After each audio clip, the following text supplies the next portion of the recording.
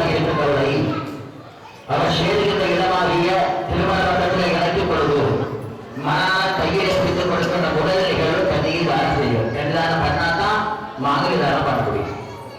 கன்னியை தானம் பண்ணா 10 வருஷம் ஆராய்ச்சி வச்சுக்கிற அந்த கன்னியை தாரை வார்ப்பு கொடுப்பது என்பது. இந்த தாரை வாப்பதன் மூலமாக தங்கள் மகளாக இருந்தவரை ஒரு ஆடவரிடத்திலே மனைவியாக மாற்றிக் கொடுக்கின்ற ஒரு நிகழ்வு. ஆனால் குழந்தையாக பிறந்தவள் கன்னியாக மாறுகிறவள் பொழுது ஒரு பிறப்பு. கன்னியாக மாறியவளை திருமணங்கள் சொல்லப்படுகிற மதத்திலே உழைக்கிற பொழுது எந்த ஒரு பிறப்பு எடுக்கின்றார்கள். அதன் பிறகு குழந்தை அவனை பெற்று அதற்கு தாயாக பொழுது மறுபறவை இருக்கின்றார். அப்படி பெண்களுடைய பதவியிலே 3வது பதவி இந்த கன்னியாக சொல்லப்படுகின்ற மற்றவர் ஆடவரிடத்திலே மணவனாக மாற்றப்படுகின்ற ஒரு நிகழ்வுதான் கன்னிகாலா.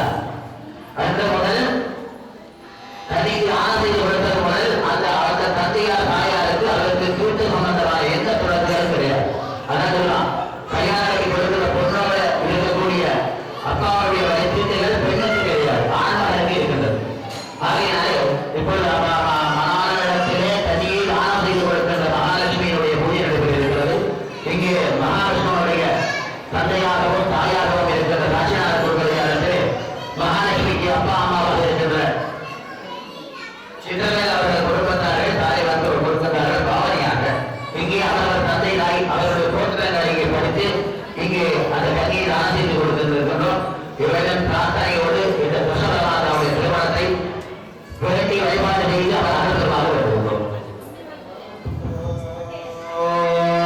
கன்னியாதான முகூர்த்தம்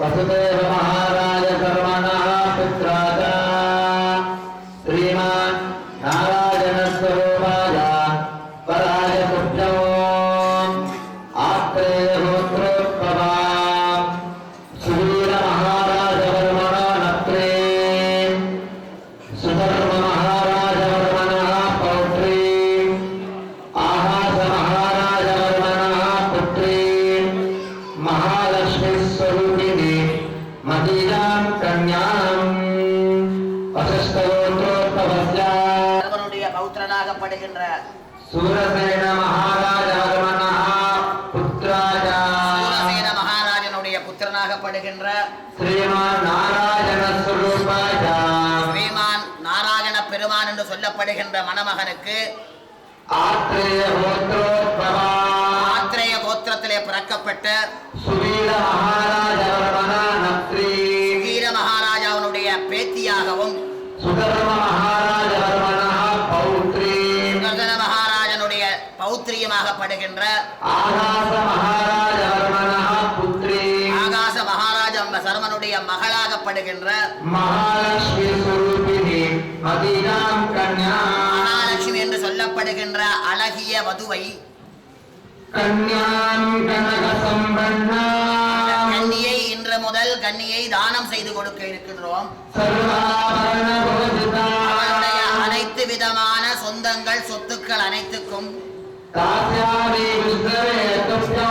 இந்த லோகங்களிலும் 7 14 லோகத்திலும் வாழ்ந்தாலும் கணவன் மனைவியாக பிரம்மலோகத்தினுடைய ஆசீர்வாதத்தோடு ஒன்றாக வாழ வேண்டும் என்று பிரார்த்தித்து மகாலட்சுமி கன்யாதான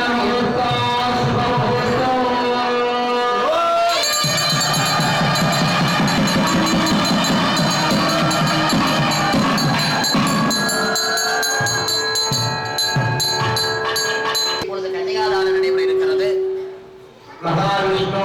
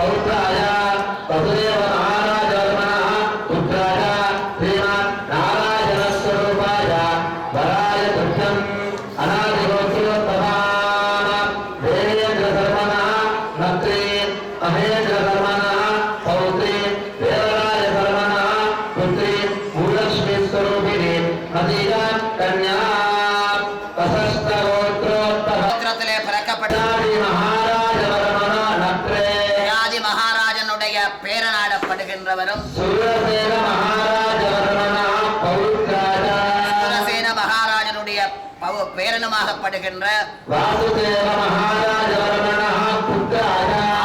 மகாராஜாவினுடைய புதல்வனாகப்படுகின்ற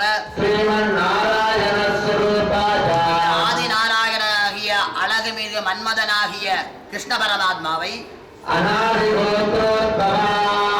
கோத்திரம் என்று சொல்லப்படுகிற கோத்திரத்திலே பிறந்தவளும்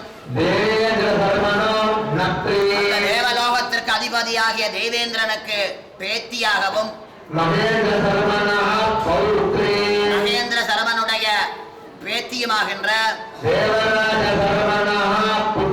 தேவராஜ சரவனுடைய மகளாகப்படுகின்ற பூலட்சுமி என்று சொல்லப்படுகின்ற அழகுமிகு வதுவை இடத்திலே கன்னியை தானம் செய்து கொடுக்க இருக்கின்றோம். சர்வ அலங்காரமாக இருக்கின்ற இந்த வதுவை இன்று முதல் ஏற்று திருமகளாக மனைமகளாக மனைவியாக ஏற்று சொல்லப்படுகின்ற ஈழேல லோகங்களிலும் உனக்கு மனைவியாக நான் கணவன் மனைவி பிரியாத ஒரு உறவாக இருந்து பிரம்மலோகத்தில் இருக்கின்ற பதவிகளை அடைந்து வாழ வேண்டும் என பிரார்த்தித்து கன்னிகாதானம் நடைபெறுகிறது.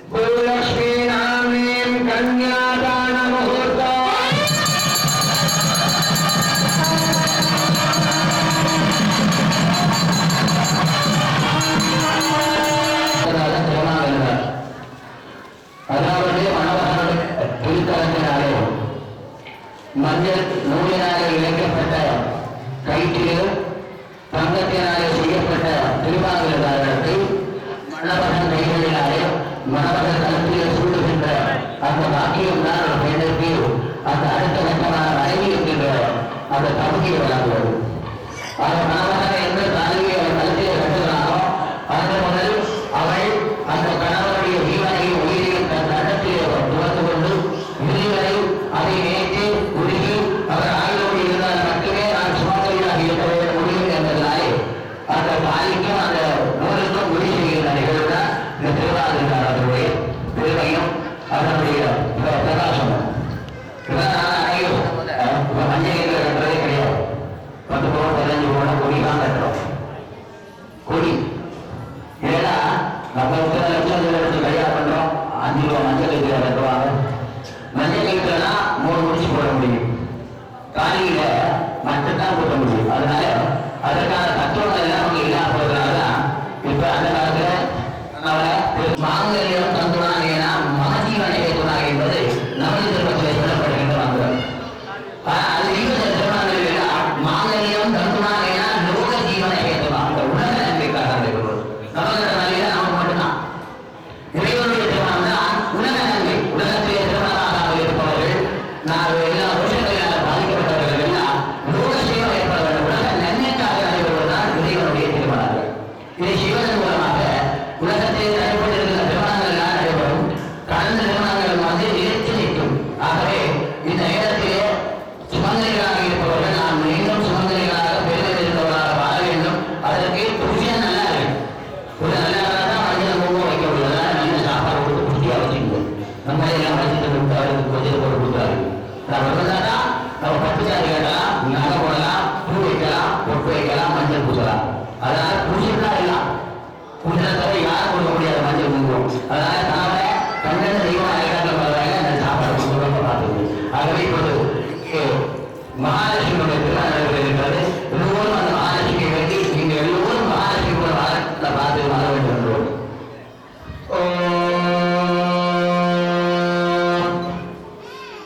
கௌரீமாய கல்யாணி ரச்சூரபதே திரிபதேதா புருஷ்பதே அஸ்தாபதே நமபதி பிரபோ ரிஷி சஹஸ்ராஹ